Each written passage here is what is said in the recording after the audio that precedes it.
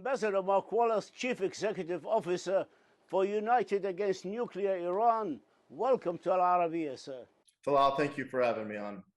Do you believe that Iran and the US are going back to the negotiating table and heading to revival of the JCPOA? Well, it really is impossible to go back into the JCPOA. When you look at the elements of the JCPOA, it's impossible to go back to 2015 when the agreement was initially crafted. Right now, we're in 2021. So the JCPOA of 2015 is inapplicable to 2021. And now the United States and the Western powers have signaled their interest in attempting to rejoin something like a JCPOA and hopefully going beyond a JCPOA. But what we've seen from Iran is a strong intractability. Their behavior has only gotten more extreme. You've seen even more radical leadership selected by the Ayatollah to take on the role of negotiator, foreign minister, their intelligence services, and their presidency. Their behavior has gotten more extreme, and they seem to be flouting American and Western sanctions. All you have to look at is the Iranian Ghost Armada, as we call it, which is some over 120 ships that are illicitly smuggling oil and selling it to China in order to keep the Iranian economy afloat. They're doing that sanctions violation, engaging in that sanctions violation in utter disregard of the American sanctions and with impunity. So I think Iran's behavior has only gotten more extreme and more outside the norms of international legitimacy. So I think the likelihood of short-term negotiations is not strong, but the West has signaled that it is very inclined to try to re-enter negotiations. President Biden, in his speech at the United Nations, stressed his administration's willingness to rejoin the nuclear deal with full compliance if Tehran did the same. Is he giving the right message? Well, I think it's a political message. Like most governments, President Biden has a domestic political audience, and he ran on re-engaging Iran. And he was elected as president, of course. Now, I don't think it's possible, as I said, to re-enter the JCPOA because of the time limits, the sunset provisions, for example, when the agreement would end, the ban on weapons transfers, for example. So there has to be changes to the agreement. I think that he signaled too strongly a willingness to go into back into negotiations with Iran. And the Iranians, of course, see that from a negotiating standpoint as a sign of weakness. And that's why we've seen Iran's behavior and the leadership surrounding the Ayatollah only get more radical, more illicit, more acting in more egregious manners and sanctions violations. So I think the signaling and the willingness was too strong, and the Iranians are trying to exploit that right now. The Iranian president's speech at the United Nations, how do you view its language, its tone towards the United States? You know, Talal, it was like going back in time. I'd like to say it brought back memories of President Ahmadinejad. But I think we spend too much time trying to, decipher the differences between President Ahmadinejad to President Rouhani to Ibrahim Raisi. The reality is that Iran is governed by the Ayatollah. And Iran's policy and its extreme ideology and its policies have not changed. The face of the regime might have changed over the course of that time period, for example, but Iran's policies haven't changed. So Ahmadinejad, for example, spoke in very harsh terms, but it reflected the leadership.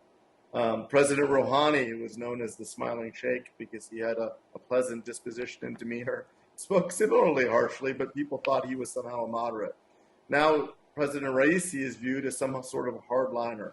The reality is that they're all hardliners. They all reflect the personal selection of the Ayatollah, and the Ayatollah's views on the United States, on international peace, on cooperation haven't changed. It's the same hardline regime, and it's the same hardline ideology. It just, sometimes their talking points are a little different. Does Iran have any reason to make concessions, whether in the nuclear talks or even talks with other regional powers and neighboring countries after the latest U.S. withdrawal from Afghanistan? I think that Iran reads, and look, the United States withdrawal from Afghanistan was regrettable the way it was carried out. And I think that it was not the finest hour of American foreign policy and diplomacy. But I think Iran reads the Afghan withdrawal as a sign of weakness. I think that is a short term makes them feel good because they can try to exploit their actions, their sanctions violations, their human rights abuses, their support of the Houthis, their support of Hezbollah, Hamas, and others, and their own wrongful behavior probably will increase in the short term and they will feel emboldened. But I don't think that the Afghan withdrawal should be looked in the long term as a full sign of American weakness. America still is the most powerful country in the world, and we can project that power. And if Iran continues to pursue a illicit nuclear weapons program, continues to be a state sponsor of terror, I think that you will see continued reactions by the United States. The United States isn't always consistent, but we do react and we do oppose our enemies, sometimes with the wrong timing, but we do. And I think that's the message that Iran needs to take right now. I don't think Iran sees that. I think Iran sees the United States in its eyes as weaker, and it's attempting to exploit that weakness to enhance its economic position, its position to destabilize its neighbors, and its support for terrorism. Do you think the increasing Chinese-American tensions are likely to seriously complicate U.S. efforts to constrain Iran's nuclear program? The Chinese issue is certainly a complicating issue, and it will remain such for many years to come. But American sanctions and maximum pressure on Iran can continue to put maximum pressure on Iran's economy if we are diligent about enforcing those sanctions and if we are diligent about pursuing additional sanctions. Right now, the trade from Iran's Ghost Armada, which are these vessels that are trading with China in defiance of UN sanctions, something in the order of 123 vessels, led by our team at United Against Nuclear Iran and our lead ship tracker, Claire Youngman. You see these vessels transporting illicit oil from Iran to China on a daily basis. It's time for the West, the United States, to sanction these vessels and effectively make them dead ships sailing, so that those sanctions vessels, if they're sanctioned, they cannot make protocols in legitimate ports around the world. We need to ramp up the maximum pressure to let Iran know that we will not tolerate its evasion of sanctions, its support for terror, continued support of its nuclear weapons. The director of Iranian intelligence services has threatened on Friday what he called American-Israeli military bases in northern Iraq. How do you view such a threat? Regrettably, it's same old, same old. We saw those actions, and we saw that plotting by Qasem Soleimani, his at least ideological predecessor, not in the exact same position. But we saw that kind of behavior from Iran before. We've seen Iran engage in destabilizing activities through its proxies, from its militias in Iraq to proxies like Hezbollah and Hamas. So Iran continues that destabilizing activity across the region, targeting American, our allied interests, our Arab allied interests across the region, our Israeli friends. So we see more and more of this, and you've seen the Israelis particularly speak up loud and clear that they will not stand for that behavior as it continues to be more extreme. So I think it's time for the United States to rejoin these maximum pressure sanctions and take action, reminding Iran that we can strike Iran in order to push back on their behavior. Will the escalating tensions between Iran and the West force Tehran to sustain good relations with its neighbors to alleviate the impact of the sanctions and the isolation? I think that Iran right now, there's a lot of imposter syndrome going on right now. I think you're seeing Iran and some of its neighbors pretend to get along in a more pleasant manner. But the reality is that the tensions between Iran and its neighbors, perhaps more under the surface, are as great as ever. And the reason that is that Iranian interest is to be the hegemon in the region, to create a Shia crescent across the region. Until Iran fundamentally changes that behavior, there are no manner of niceties that Iran and its neighbors can engage in when Iran pursues that destabilizing behavior in the region and seeks to destabilize its neighbors, even if it's under the sheets. Because of current Iran links to some Taliban's and Al-Qaeda leadership, can Iran offer to the West to play a moderating role with the Taliban? You know, Talal, I think that this notion that Iran can ever provide a moderating role, I've heard it, you've heard it frequently over the years as pushback by some of the apologists for Iran's behavior. Let's be clear. Iran can't perform a moderating role in any way. It's not a moderate regime. It's an ideologically extremist regime that is fundamentally opposed to America, the West, and our allies, and seeks to be the hegemon in the region. So this notion that somehow that they can be a moderating influence in any way is frankly ridiculous. They have clear ideological differences with the Taliban. They had it with Al-Qaeda. But what we've seen over the years is the revelations that Iran is willing to engage in unholy alliances, provided that those unholy alliances can counter and harm America, harm Israel, or in our Arab allies. So I don't believe that this notion that Iran can perform some sort of moderating role on the Taliban is serious. The Taliban and Iran are ideological extremists cut from the same cloth, but different shades of the same cloth. Will the long relation between Al-Qaeda and Iran make it even easier for thousands of Al-Qaeda members in Iran to return to Afghanistan?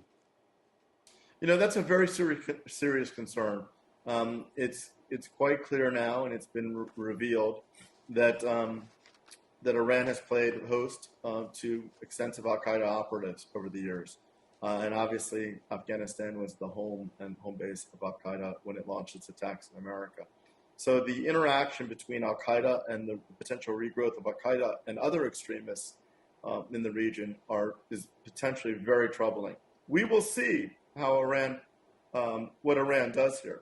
But if Iran provides safe passage to Al-Qaeda membership in Iran into Afghanistan to reconstitute Al-Qaeda bases in Afghanistan, those are acts of war, in my opinion, because Al-Qaeda's stated mission is to harm America. Frankly, it's a stated mission of Iran in many ways as well. So I think we have to watch that closely, and I would not be surprised, given Iran's willingness to engage in destabilizing activities across the region. We've seen it in Yemen, we've seen it in Bahrain, we've seen it in Saudi Arabia, we've seen it in Iraq, we've seen it across the region. I am very concerned that a reconstituted Al-Qaeda that is facilitated by safe passage in Iran with bases in Afghanistan is something that we must seriously follow.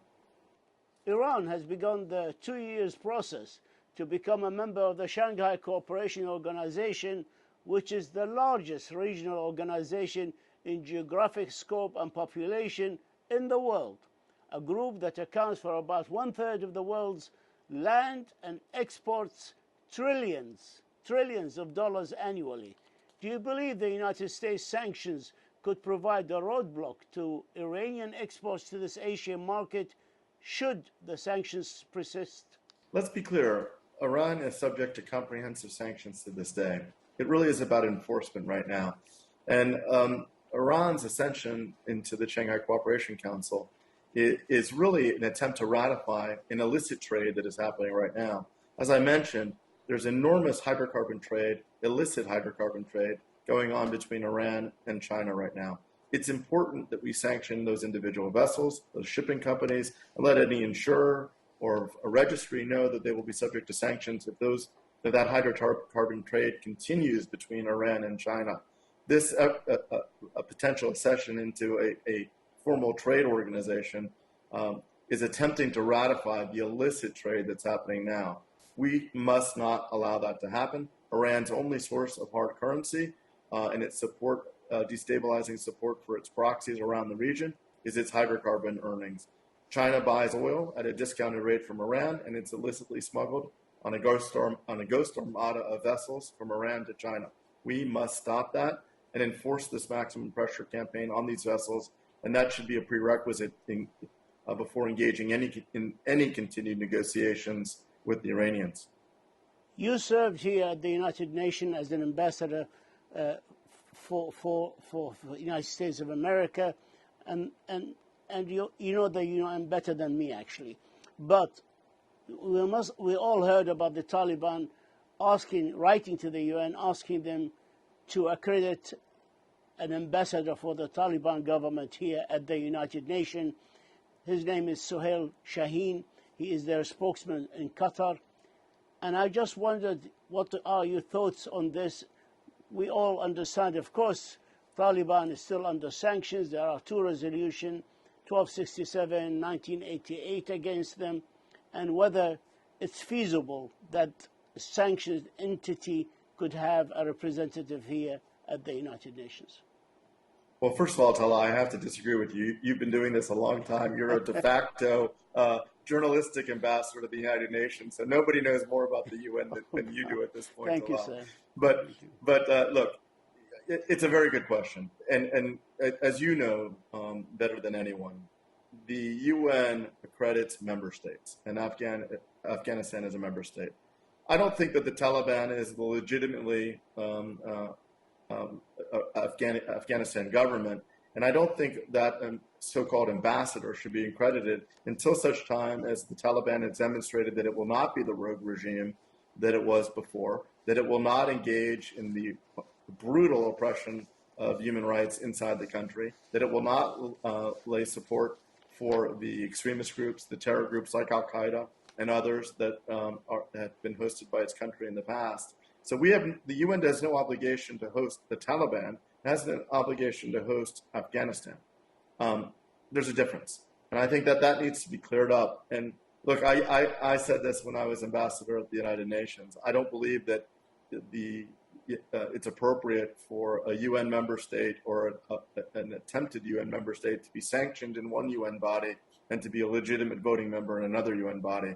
So until the Taliban demonstrates that it is fundamentally different than Taliban 1.0, that Taliban 2.0 is somehow fundamentally different, they should remain on the sanctions list. And if you're on the sanctions list, you should not be an accredited representative of the country of Afghanistan. Time has caught up with us, sir, and I still have one more questions in a different topic, if I may. There are calls here in the United States on 3 US companies to cut ties with a Turkish drone maker, and it's called Baykar Makina. One of these 3 companies did cut the ties, but can you shed some light for us on this issue?